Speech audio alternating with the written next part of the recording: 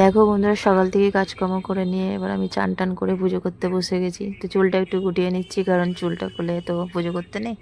তো আমি চুলটা একটু গুটিয়ে নিলাম। তো এরপর ঠাকুরের জায়গা সব পরিষ্কার করে নিয়েছি, বাসন টাসন সব কিছু মেজে নিয়েছি, রেডি করে নিয়েছি। এরপর আমি সাজিয়ে নেব সব খাবার টাবার দিয়ে, ফুল টুল দিয়ে সব মাজা হয়ে গেছে। আজকে গোপুসোনা বসে আছে, মুখ ধুয়ে দিয়েছি গোপুসোনার।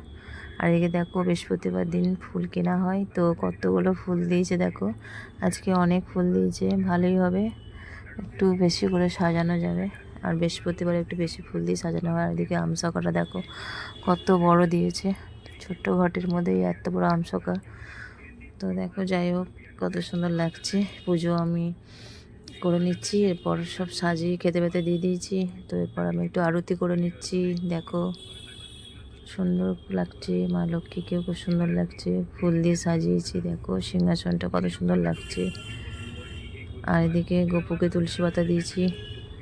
সব ঠাকুরগুলো একবার দেখে নাও তোমরা বন্ধুরা, সব ফুল দিয়ে কি সুন্দর লাগছে। বৃহস্পতিবার দিন একটু বেশি করে ফুল দিয়ে সাজানো হয়। তো দেখো কত সুন্দর লাগছে। এবার আমি শাঁখটা বাজিয়ে নেব।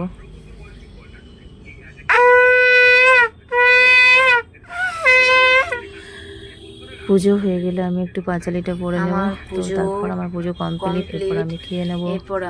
এবার আমি খেতে বসে গেছি। তো দেখো আমি খাবার নিয়ে বসে গেছি, আমি খেতে বসে গেছি।